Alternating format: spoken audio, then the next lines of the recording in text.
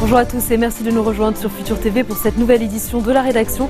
Voici les titres de ce journal. Depuis Pkelke, Tamam Salam indique que la mauvaise gestion du dossier des militaires enlevés a conduit à l'exécution de 4 d'entre eux. Il appelle au sérieux et au secret des négociations. Dans son message de Noël au Libanais, le patriarche maronite dénonce les injustices dans le pays, estimant que le Liban a besoin d'un président et d'hommes politiques qualifiés. La réunion entre le courant du futur et le Hezbollah, une première prise de contact vers un dialogue durable. Objectif, atténuer les tensions au niveau populaire, notamment la tension sectaire sunnito-chiite. Et à suivre également dans ce journal, l'État islamique annonce avoir abattu un avion jordanien de la coalition dans la province de Raqqa en Syrie et capturé son pilote.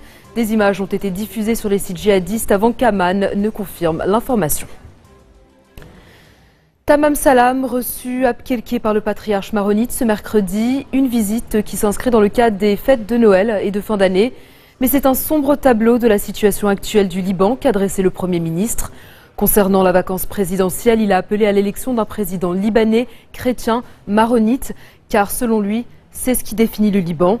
Il dit vouloir la cohabitation et le partage du pouvoir avec toutes les composantes libanaises. S'exprimant sur le dossier des militaires otages, Salam a réitéré son appel au sérieux et au secret en traitant le dossier. Il estime que la façon dont il était traité a conduit à l'exécution des 4 militaires. Le patriarche maronite a adressé ce matin son message traditionnel de Noël aux Libanais, dénonçant notamment les injustices dans le pays, l'injustice du confessionnalisme, l'injustice des militaires retenus en otage, l'injustice économique, celle du 1,5 million de réfugiés syriens au Liban. Marshal al-Rahi estime que le pays a besoin d'un président pour sortir de cette phase obscure, mais aussi d'hommes politiques qualifiés qui croient en la démocratie et qui puissent exercer leur devoir au service du peuple et de l'intérêt général. Le chef de l'église maronite a enfin appelé tout le monde à prier pour la stabilité au Liban, la paix en Irak et en Syrie et ailleurs dans le monde. C'est une réunion de près de 4 heures qui a regroupé hier soir à Hanetine les représentants du courant du futur et du Hezbollah sous l'égide de Nabih Berri. Il ne s'agit que d'une première prise de contact, un dégel en langage diplomatique. Le communiqué publié au terme de cette réunion appelle les parties concernées à faire preuve de plus de responsabilité et assainir les relations internes pour préserver le Liban, sa stabilité et sa paix civile. Objectif prioritaire de ce dialogue bilatéral, atténuer les tensions au niveau populaire, notamment la tension sectaire sunnito-chiite. Autre priorité, réactiver l'action des institutions et régler les problèmes qui entravent la normalisation de la vie politique. En revanche, ce dialogue ne constitue en aucun cas un nouvel alignement politique.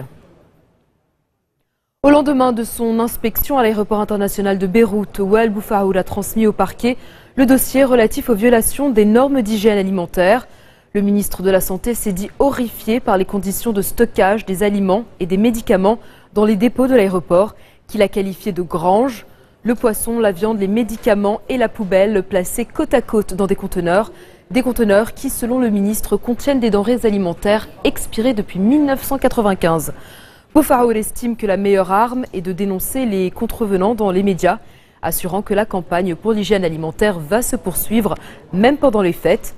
Le ministre de la Santé est engagé depuis plus d'1 mois dans une campagne contre les infractions à la sécurité sanitaire. Je vous l'annonçais en titre, en Syrie, l'organisation État islamique affirme avoir capturé un pilote de la coalition après avoir abattu un avion près de Raqqa. Photo à l'appui, le groupe extrémiste indique qu'il s'agit d'un ressortissant jordanien. Amman a confirmé qu'un de ses avions a été abattu et son pilote capturé par l'EI. L'appareil aurait été frappé par un missile sol-air.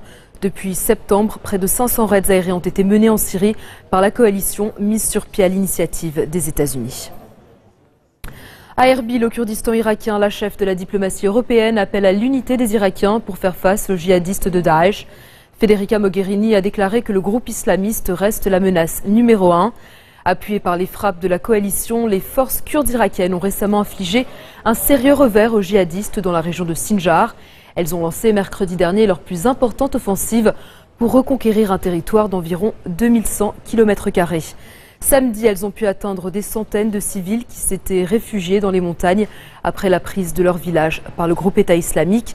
Lundi, le commandement central américain a fourni des images satellites de frappes touchant le bunker des djihadistes près de la ville stratégique de Sinjar. Un commandant de la branche armée du Hamas tué dans un accrochage avec Tsahal. L'accrochage entre militants armés palestiniens et l'armée israélienne a eu lieu ce matin. La victime était âgée de 33 ans. Il s'agirait d'un commandant des brigades Hazedim el-Qassam, la branche militaire du Hamas. C'est le deuxième raid israélien dans la bande de Gaza depuis la guerre de juillet-août et l'incursion de Tsahal dans l'enclave palestinienne. Le Hamas et l'armée israélienne s'accusent mutuellement d'avoir engagé les hostilités. Tsahal explique avoir lancé un raid après avoir essuyé les tirs d'un sniper embusqué dans la bande de Gaza. Le Hamas assure au contraire qu'Israël a provoqué l'accrochage en essayant d'entrer dans l'enclave palestinienne. En cette période de pèlerinage de chrétiens en Terre Sainte, la police palestinienne révise à la hausse son dispositif sécuritaire. Quelques 500 hommes doivent être déployés à Bethléem, ville de Cisjordanie, située à environ 10 km au sud de Jérusalem et qui, selon la tradition, a vu naître Jésus. La célébration de Noël est en général l'occasion de faire le plein de touristes pour la ville de Bethléem. La fréquentation de touristes, toutefois, s'annonce moindre cette année dans la ville sainte, en raison notamment des tensions récurrentes depuis l'offensive israélienne de juillet dans la bande de Gaza. Mahmoud Abbas a quant à lui durci le ton sur ce point. Il a déclaré qu'il ne traiterait plus avec le gouvernement israélien si celui-ci ne mettait pas fin à l'occupation d'ici à 2017. Il s'exprimait depuis Alger à l'occasion d'une rencontre avec le président Bouteflika. Les Palestiniens ont en effet soumis la semaine dernière au Conseil de sécurité un projet de résolution prévoyant un accord de paix dans un délai d'1 an et le retrait israélien des territoires occupés avant fin 2017. La dernière version du texte définit aussi Jérusalem-Est comme la capitale d'un futur État palestinien. Jérusalem-Est où l'implantation de nouvelles colonies israéliennes de peuplement va bon train, même si elle est considérée comme illégale par l'ONU. Une dynamique qui modifie la composition démographique du territoire et empêche la reprise des négociations de paix. Dans un instant, nous ferons le point sur Sony Pictures et l'interview qui tue. A tout de suite.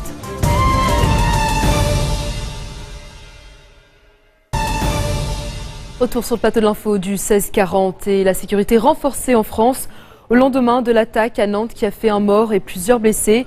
Il s'agit de la 3e attaque en 3 jours. Le Premier ministre s'est rendu au chevet des blessés. On l'écoute. Les familles des victimes elles-mêmes veulent évidemment comprendre ce qui s'est passé, les circonstances, les motivations de cet individu. Et toute la lumière doit être faite pour évidemment comprendre ce qui s'est passé.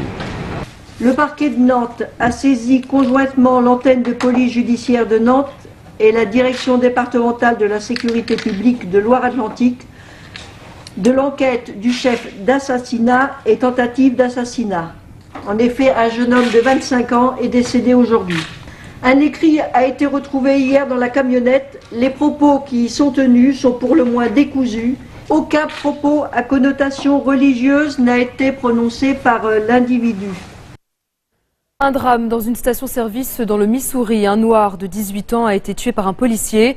Cela s'est produit à Berkeley, dans la banlieue de Saint-Louis, non loin de Ferguson, où la mort du jeune Michael Brown en août dernier a embrasé la ville et provoqué de nombreuses manifestations aux États-Unis contre la brutalité policière. Selon la police de Saint-Louis, le jeune homme a pointé une arme en direction de l'agent qui venait à sa rencontre, lequel a ouvert le feu à plusieurs reprises. Peu après, des dizaines de personnes se sont rassemblées sur les lieux de la fusillade. Au moins 3 d'entre elles ont été arrêtées par la police. George Bush hospitalisé, l'ancien président américain âgé de 90 ans souffre d'une insuffisance respiratoire. Il a été admis à l'hôpital méthodiste de Houston, au Texas. Une mesure de précaution, assure son porte-parole, après avoir ressenti la veille des difficultés à respirer. Le 41e président des États-Unis est depuis en observation. En 2012, tout le monde le disait mourant car il était resté alité pendant 7 semaines en raison d'une bronchite sévère. Mais George Bush a une santé de fer. Il a fêté cette année son 90e anniversaire en s'offrant une nouvelle fois un saut en parachute. Rien que ça. Les studios Sony Pictures font volte-face, refusant de céder aux menaces de Pyongyang. Ils ont finalement décidé d'autoriser la sortie du film L'interview qui tue, une comédie qui parodie le leader nord-coréen. Les deux héros ont pour mission d'assassiner Kim Jong-un. Le film sortira donc comme initialement prévu demain, le jour de Noël, mais seulement dans 200 salles à travers les États-Unis au lieu de 2500. Avec le retentissement médiatique de l'affaire, nul besoin de promotion. Les billets s'arrachent comme des petits pains. Sony Pictures avait consterné Hollywood en annonçant la semaine dernière renoncer à la diffusion du film. En cause, un groupe de pirates informatiques avait menacé de s'en prendre aux salles de cinéma qui montreraient la comédie, le même qui avait lancé une cyberattaque contre Sony il y a un mois. Acteurs et réalisateurs avaient dénoncé une grave atteinte à la liberté d'expression. 5 Américains, dont 2 affiliés à la compagnie Delta Airlines, inculpés dans le cadre d'un trafic d'armes à feu, transportés à bord de vols commerciaux. Un ex-employé de la compagnie est accusé d'avoir transporté des armes et des munitions dans des bagages à main à bord de 17 vols entre Atlanta et New York sur la période allant de mai à décembre 2014. Pour l'avoir aidé à éviter les contrôles de sécurité, un bagagiste aurait reçu des paiements en liquide. D'après le procureur, le principal accusé achetait des armes à feu par dizaines, le plus souvent sur Internet, avant de s'envoler pour New York. Nouveau coup de filet de la police antiterroriste en Australie. 2 hommes ont été arrêtés à Sydney. L'un d'eux est inculpé pour détention de documents liés à un projet d'attentat contre des cibles gouvernementales. Selon la police, les cibles étaient à Sydney. Les projets des 2 hommes ont été interrompus grâce à ces interpellations. L'Australie avait déjà relevé en septembre son niveau d'alerte terroriste suite à son engagement dans la lutte contre l'organisation État islamique.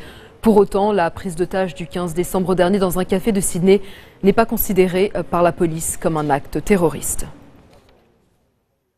Le Canadien Luca Rocco Magnotta, surnommé le dépeceur de Montréal, a été condamné à la prison à perpétuité, assorti d'une peine de 25 ans.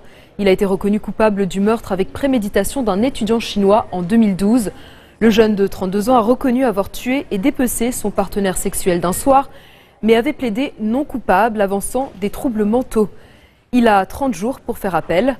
Magnotta a aussi été condamné pour outrage à cadavre, pour l'avoir découpé, et reconnu coupable de diffusion de matériel obscène pour avoir mis en ligne une vidéo et d'envoi par courrier de morceaux du cadavre. On va finir sur une note un peu plus légère. Dernier rush avant les fêtes de Noël. La foule est encore au rendez-vous dans les magasins pour effectuer les derniers achats de Noël. Ce début de semaine était l'un des plus chargés de l'année dans les magasins parisiens. Ils sont venus par milliers chercher le cadeau parfait en un temps record. Malgré la crise, tout le monde est bien décidé à se faire plaisir et à avoir sourire et cadeaux au pied du sapin. Réaction. Je pense qu'on gâte ses amis plus qu'on se gâte soi-même à Noël. Donc s'il faut faire des économies, c'est pour soi et pas pour les autres. Donc à Noël, on dépense comme les années d'avant. Oui, cette année, nous, on ne ressent pas de différence sur la consommation de nos clients. D'abord, tous les produits dérivés des grandes stars du moment. Violetta, la Reine des Neiges, ce type d'héroïne de nos enfants. La deuxième chose, c'est les objets télécommandés, comme les drones, sont un peu les nouveaux trains électriques des papas. Et puis la troisième chose, ce sont les livres pour enfants. On en a vendu énormément cette année. Il ne reste plus beaucoup de temps, mais voilà, jusqu'à la dernière minute, on est dessus. Et puis les Galeries Lafayette, c'est assez grand, donc on peut avoir plusieurs idées pour trouver. C'est la fin de ce journal. Tout de suite, le rappel des titres qui ont marqué l'actualité de cette journée. Depuis Pkelke, Tamam Salam indique que la mauvaise gestion du dossier des militaires enlevés a conduit à l'exécution de 4 d'entre eux. Il appelle au sérieux et au secret des négociations. Dans son message de Noël aux Libanais, le patriarche maronite dénonce les injustices dans le pays, estimant que le Liban a besoin d'un président et d'hommes politiques qualifiés. La réunion entre le courant du futur et le Hezbollah, une première prise de contact vers un dialogue durable. Objectif, atténuer les tensions au niveau populaire, notamment la tension sectaire sunnito-chiite. Et puis l'État islamique annonce avoir abattu un avion jordanien de la coalition dans la province de Raqqa en Syrie et capturé son pilote. Des images ont été diffusées sur les sites djihadistes avant qu'Amman ne confirme l'information. Merci de votre attention. Retrouvez-nous tous les jours à 16h40 heure de Beyrouth. Vous pouvez également nous suivre en ligne sur notre site web ou en téléchargeant notre application mobile. De la part de toute l'équipe de Futur TV et de moi-même, je vous souhaite de très joyeuses fêtes de Noël. À bientôt.